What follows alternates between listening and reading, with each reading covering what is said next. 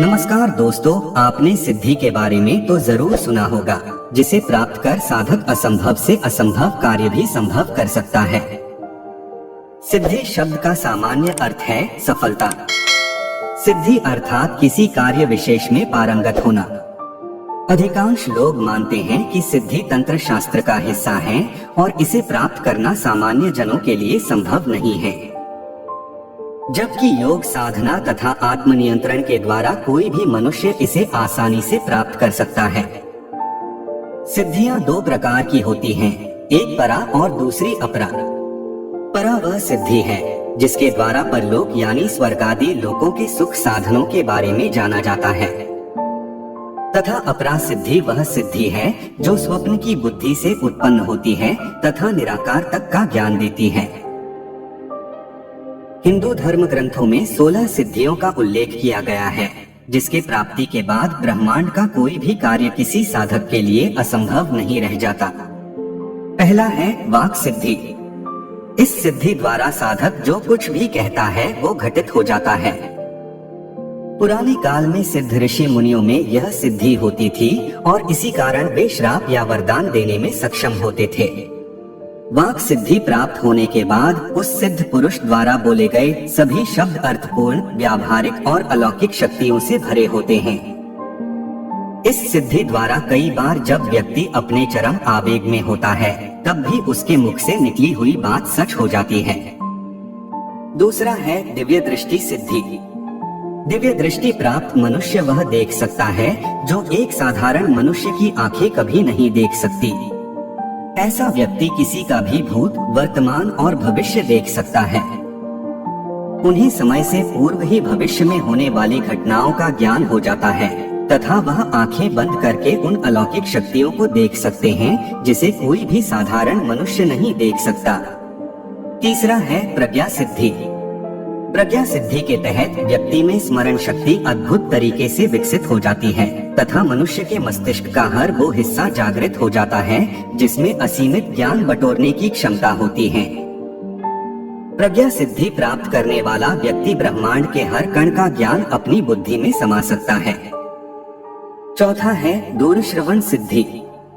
दूरश्रवण सिद्धि प्राप्त होने के बाद मनुष्य की सुनने की क्षमता और क्षेत्र असीमित हो जाते हैं। वह व्यक्ति भूतकाल में घटित हुए किसी भी बातचीत या आवाज को पुनः सुन सकता है। केवल इतना ही नहीं, उसमें एक सुई तक के गिरने की आवाज सुनने की क्षमता विकसित हो जाती है। पांचवा है जल गमन सिद्धि। जल गमन का अर्थ है जल की सतह पर भ्रमण करना।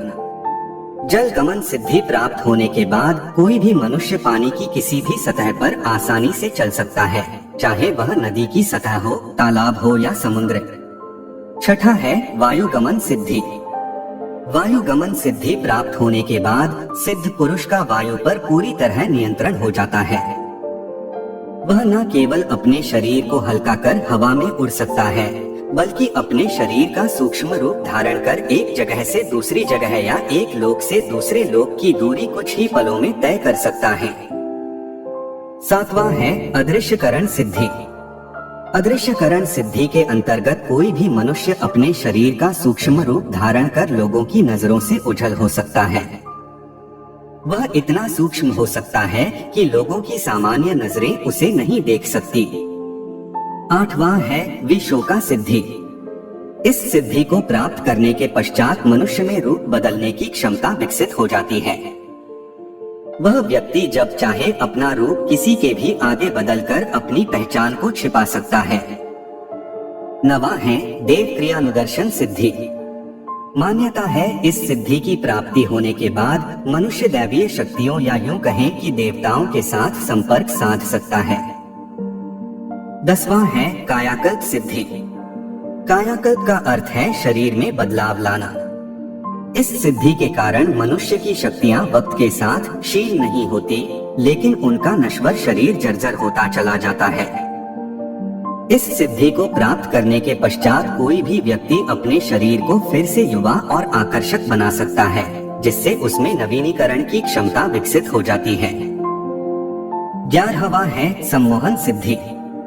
सम्मोहन का अर्थ है किसी को अपने वश में करना या उसके सोचने समझने की क्षमता पर काबू पाना। सम्मोहन सिद्धि प्राप्त करने वाला व्यक्ति किसी भी मनुष्य या पशु पक्षी को अपने वश में करके अपनी इच्छा के अनुसार कार्य करवा सकता है। 12वां है गुरुत्व सिद्धि। गुरुत्व का अर्थ है ज्ञान की गरिमा। ऐसा व्यक्ति असीमित ज्ञान का भंडार और स्रोत दोनों होता है तथा एक गुरु के रूप में वह उस ज्ञान को पूरे संसार में बांटता है। 13वां है पूर्ण पुरुषत्व सिद्धि। पूर्ण पुरुषत्व का अर्थ है निडर, साहसी और पराक्रमी होना। ऐसे व्यक्ति को भय छू भी नहीं पाता और उसमें किसी भी बुरी शक्ति या दानव से लड़ने की अद्भुत क्षमता होती है। 14वां है सर्वगुण संपन्न सिद्धि। ऐसा सिद्ध पुरुष संसार के सभी गुणों से संपन्न होता है। उसमें वे सभी भावनाएं होती हैं जो लोक कल्याण या संसार के हित के लिए आवश्यक है, फिर चाहे वह वीरता से जुड़ा हो या दया भाव से। ऐसे मनुष्य तेजस्वी होते हैं और मर्यादा पुरुषोत्तम कहलाते हैं। 15वां है इच्छा मृत्यु सिद्धि। इस सिद्धि पर विजय प्राप्त करने का अर्थ है काल पर विजय प्राप्त करना। ऐसे सिद्ध पुरुष को समय भी नहीं बांध सकता तथा वे जब चाहे तब अपना शरीर त्याग कर नया शरीर धारण कर सकते हैं। ऐसे व्यक्ति को मृत्यु का भय नहीं सताता क्योंकि समय पर विजय पाकर वह मृत्यु पर भी विजय प्राप्त कर लेता है। 16वां है अनुर्मी सिद्धि। अनुर्मी सिद्धि पा लेने के पश्चात उस सिद्ध पुरुष पर प्राकृतिक वातावरण, मौसम या भूख प्यास का कोई प्रभाव नहीं पड़ता। ऐसा व्यक्ति कभी बीमार नहीं पड़ता और न ही उन्हें भूख प्यास सताती है। उपरोक्त सिद्धियों के अलावा भी मार्कंडेय पुराण और गीता में भगवान श्री कृष्ण के अनुसार 8 प्रकार की सिद्धियों का वर्णन किया गया है जिसे अष्ट सिद्धि के नाम से जाना जाता है। शास्त्रों में बताया गया है कि माता सीता ने हनुमान जी को 8 सिद्धि और 9 निधि का आशीर्वाद दिया था। इसलिए हनुमान चालीसा में एक पंक्ति आती है, अष्ट सिद्धि नव निधि के दाता, असवर दीन जानकी माता। चलिए जानते हैं इन अष्ट सिद्धियों के बारे में जिसे प्राप्त करने के बाद मनुष्य साधारण इंसान नहीं रहता। पहला है अणिमा। इसमें अपने शरीर को एक अणु के समान छोटा कर लेने की क्षमता होती है। दूसरा है महिमा। इसमें शरीर का आकार अत्यंत बड़ा करने की क्षमता होती है। तीसरा है गरिमा। इसमें शरीर को अत्यंत भारी बना देने की क्षमता होती है। चौथा है लघिमा। इसमें शरीर को भार रहित करने की क्षमता होती है। 5वां है प्राप्ति। इसमें बिना रोक टोक के किसी भी स्थान को जाने की क्षमता होती है। 6ठा है प्राकाम्य। इसमें अपनी प्रत्येक इच्छा को पूर्ण करने की क्षमता होती है।